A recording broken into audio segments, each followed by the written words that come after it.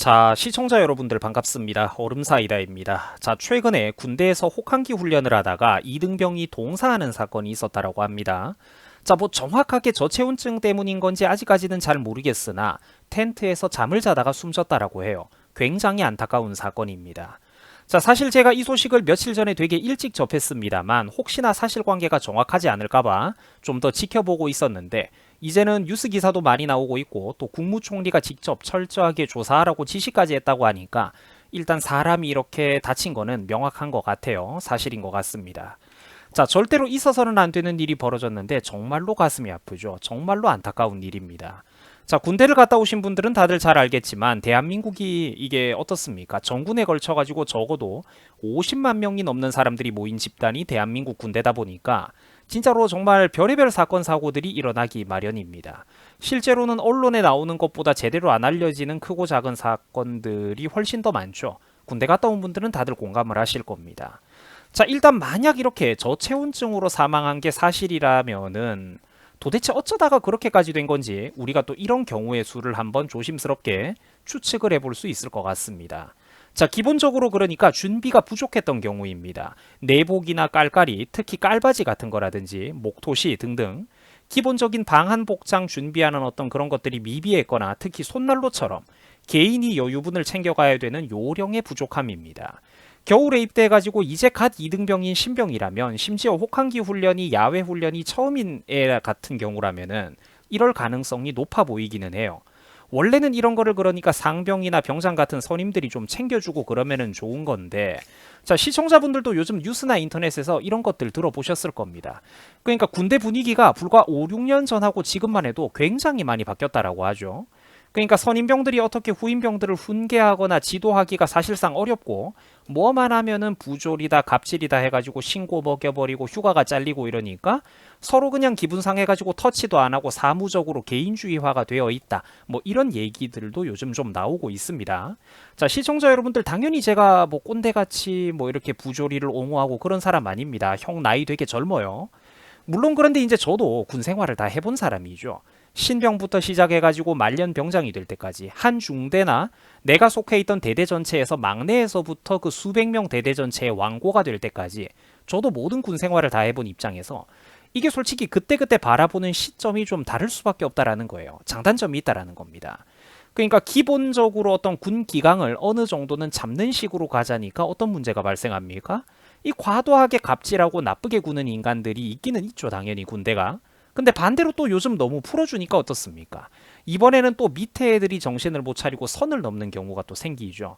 이게 참 그러니까 딜레마 같은 복잡한 문제, 어려운 문제인데, 자, 어쨌든 그래서 우리가 이렇게 방한 복장이 좀 부족하지 않았을까? 혹한기 요령을 준비하는 요령이 부족하지 않았을까? 이런 것들을 우리가 가정해 볼 수가 있습니다.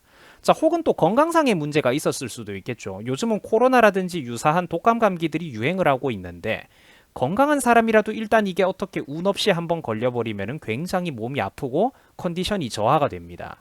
그래서 혹한기 훈련 가기 직전까지만 해도 몸 상태가 조금 애매했는데 내가 신병이다 보니까 분위기에 떠밀려가지고 아무 말도 못하고 갔는데 갔다가 보니까 이제 복장은 미비하지.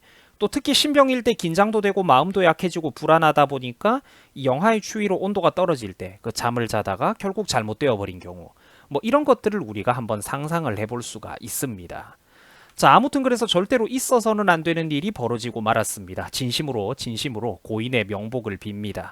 자, 저는 먼저 군대를 갔다 와본 입장에서 아마도 이제 이런저런 경우의 수가 있었을 것이다 추측을 들려드릴 뿐입니다. 정확한 사이는 내막을 그 이제 조사를 좀 더 해봐야 알겠죠.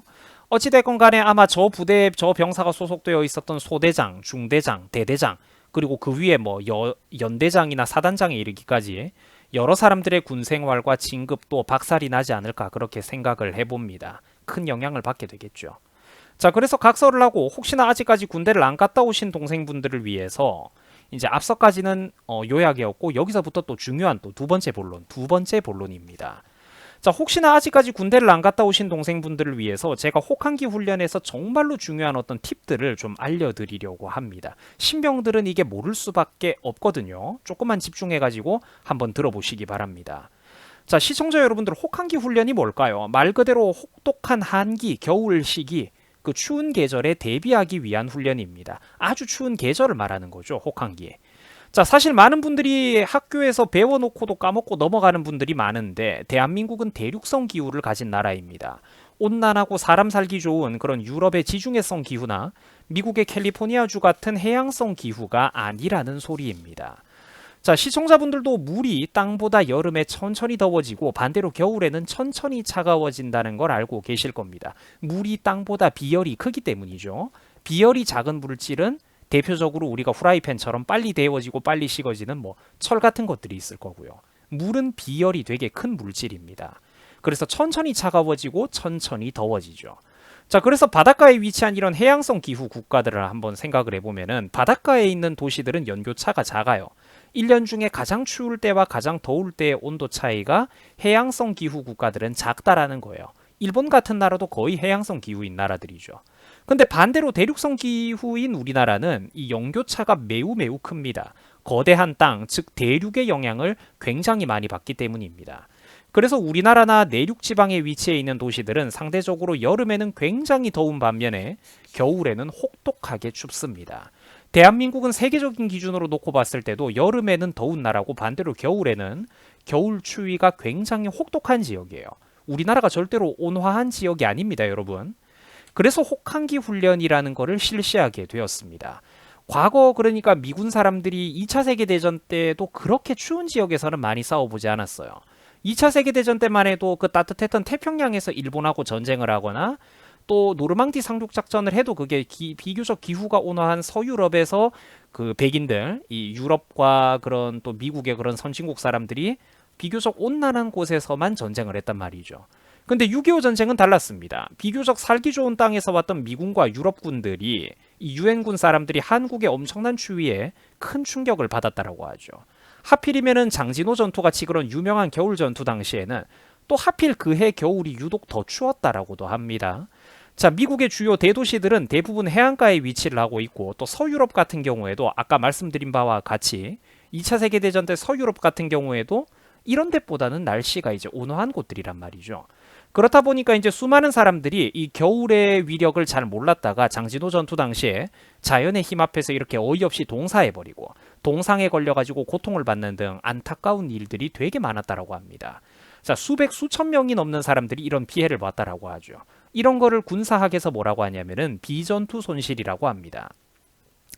실제로 우리 인간은 연약한 생명체이기 때문에 아무리 강한 척을 해도 다수의 사람이 한 지점에 모여가지고 제대로 씻지도 못하고 먹지도 못하고 쉬지도 못하면서 특히 장기간 극도의 스트레스에 시달리게 되면은 이 인간이 어떻게 됩니까? 되게 약해진다라는 거예요. 꼭 총알과 포탄이 빗발치는 전투에서만 사람이 이렇게 쓰러지고 다치고 죽는 게 아니라 주변 자연 환경 앞에 그 극단적인 상황 앞에 추위나 더위, 질병 앞에서도 인간의 신체는 면역력이 극도로 저하된다라는 것을 말씀드리는 겁니다. 이런 거를 비전투 손실이라고 하죠. 자, 그래서 혹한기 훈련이라는 거는 군대에서 혹독한 추위, 겨울에 어느 정도 경험을 가지고 안전하게 전투력을 스스로 보존하기 위한 어떤 대비 훈련 같은 겁니다. 자, 혹한기 훈련에는 여러분들 꿀팁에 어떤 게 있을까요? 첫 번째는 당연히 복장입니다. 옷을 잘 갖춰 입어야 됩니다. 사제 거위털 파카라든지 구스다운 롱패딩 같은 거, 스키복 같은 게 있으면 제일 좋겠지만 자, 군대에서는 여러분들 그게 안 되죠. 그래서 안에 껴입는 거를 잘 껴입어야 됩니다. 내복은 당연히 입어야 되는 거고 깔깔이나 깔바지 같은 것들도 당연히 잘 챙겨 입어야 됩니다. 필요하다면은 보급으로 나오는 깔깔이와 내가 PX에서 돈 2, 3만 원이면 충분히 살 수 있는 사제 깔깔이를 두 겹으로 입는 것도 생각해 볼 만합니다. 그것도 좋아요. 전 그렇게 했습니다. 깔깔이를 전 두 겹을 입고 혹한기 훈련을 뛰었어요. 자, 거의 대부분 군용 물품은 보급품보다 PX 같은 데서 구입할 수 있는 사제 물건들이 성능이 훨씬 더 좋습니다. 귀마개, 장갑, 목도시 같은 것도 PX에서 파는 게 훨씬 더 따뜻합니다. 가격도 저렴하고요. 자, 이런 준비가 당연해 보이겠지만 의외로 서울 수도권 지역 등에서 쾌적한 도시 생활만 하면서 공부만 하던 애들이 군대에 처음 들어온 이 20대 초중반 애기들이 이런 거를 잘 모르는 경우가 많습니다. 특히 한국의 겨울 추위가 얼마나 혹독한지 민간 생활하던 사람들은 모르죠.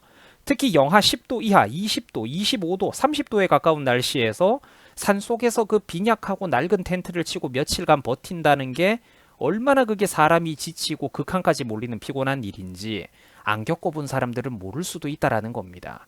그리고 또 이등병 신병 시절에는 어떻습니까? 마음이 고달프죠. 마음이 고달파요. 그 사람이 더 약해진다니까 추위에. 서럽기 때문이에요.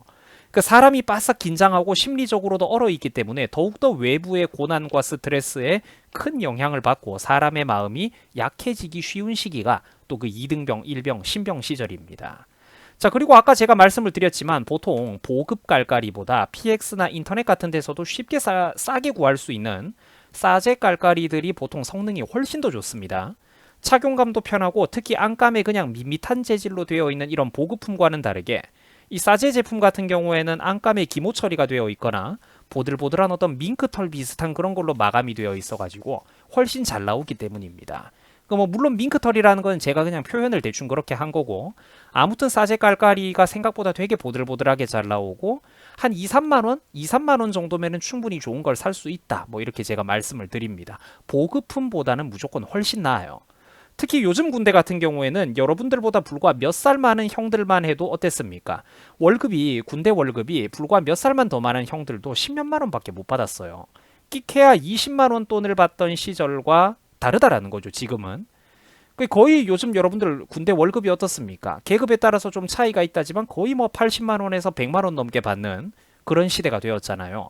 그러니까 이 정도 돈은 충분히 쓰는 게 맞다라는 겁니다. 깔깔이는 사서 입으세요. 무조건. 싸제를 사서 입으세요.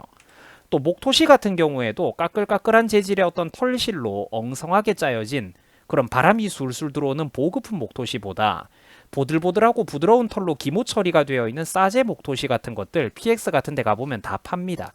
혹시 이제 저기 저렇게 빨간색으로 어떤 브랜드라든지 이런 거 마크가 문제가 되면은 제가 이거는 예시로 보여드리는 거고 PX에 가보면 그냥 검은색으로 티 안 나게 저런 어떤 이런 넥 워머들 목토시가 또 되게 잘 나옵니다. 그러니까 PX 가가지고 그런 싸제를 사서 입으라는 그런 얘기를 제가 드리는 거예요. 그 목이 쫄리지가 않고 착용감이 훨씬 더 편할 겁니다. 자, 이런 것도 대부분 군대에서는 1만원 이하로도 품질 좋은 제품들이 수두룩하기 때문에 꼭 사서 쓰면은 좋다라는 거를 말씀을 드립니다. 또 이게 브랜드 같은 게 티가 난다면 매직으로 우리가 칠해버릴 수도 있겠죠. 유성 매직으로. 자, 그리고 제 경험상 혹한기 훈련 뛸 때 체감이 가장 컸던 장비는 바로 깔바지였습니다. 전 이거를 필수로 추천을 해요. 참고로 깔바지는 보급품으로 나오지 않죠. 요즘도 아마 그렇지 싶습니다. 개인이 구해가지고 입어야 됐던 걸로 제가 기억을 하는데 자, 이런 것도 그러니까 군대에서는 PX에서는 정말로 만만하고 저렴한 가격에 구입할 수가 있습니다. PX라든지 군부대에 한 번씩 들려주는 군장차 같은 것들이 오는데 거기서 깔바지를 팔아요. 이 평소 잠깐 근무 서거나 일상생활할 때는 내복 입고 군복 바지 하나 정도 입으면 충분할지 몰라도 혹한기 훈련 때는 여러분들 이거 하나를 입고 안 입고의 차이가 엄청나게 큽니다. 바지 밑에 이거 하나 껴입으면 훨씬 더 덜 춥고 따뜻해요. 자, 그래서 요약을 하자면은 그만큼 복장이 중요하다라는 것을 말하는 겁니다. 내복을 입고 깔깔이를 입고 깔바지도 좀 입어주고 돈 그 몇만 원밖에 안 하는데 또 귀마개 당연히 껴야 되죠. 장갑, 목토시, 얼굴 가리개 요즘 얼굴 가리개를 바라클라바라고 하던가요. 바라클라바 그런 것들 이 전부 다 이런 방한용품들이 끽끽해야 몇만 원도 안 한다라는 겁니다. 작은 것들은 한 개당 5천 원, 만 원도 안 해요. 이런 거를 반드시 잘 준비해야 된다라는 겁니다. 또한 물티슈 한 통과 여분의 양말을 준비해 가는 것도 굉장히 중요합니다. 동상을 방지하기 위해서입니다. 물티슈는 군장 안에 이렇게 여러분들이 넣어놨을 때 한겨울이면은 벽돌처럼 얼어붙을 수가 있어요. 그렇기 때문에 군장 안에 이렇게 넣을 때는 손난로 하나를 켜가지고 같이 넣어두면 됩니다. 그 옷이나 수건으로 감싸가지고 말이죠. 그러면은 그 물티슈를 부드럽게 거의 하루 종일 녹은 상태로 쓸 수가 있을 겁니다. 자, 제가 물티슈를 왜 챙기라고 하냐면은 깔끔 떨라고 가져가는 게 아니에요. 딴 게 세수도 못하고 그럴 수도 있는데 혹한기 훈련 가면은 보통 제대로 씻기도 힘든 경우가 굉장히 많습니다. 이때 문제가 뭐냐면은 얼굴 같은 건 좀 덜 해도 돼요. 양치도 못할 수도 있지 군대에서. 근데 통풍이 제대로 안 되는 군화를 오래 신고 있으면은 겨울에 그 신고 있다가 벗으면은 발이 땀에 젖어 있다고요. 땀으로 이렇게 축축하게 발이 젖어 있는 경우가 많은데 이때 발을 제대로 말리지 않고 추운 곳에서 방치되면은 발가락 같은 곳에 동상 걸리기가 굉장히 쉽습니다.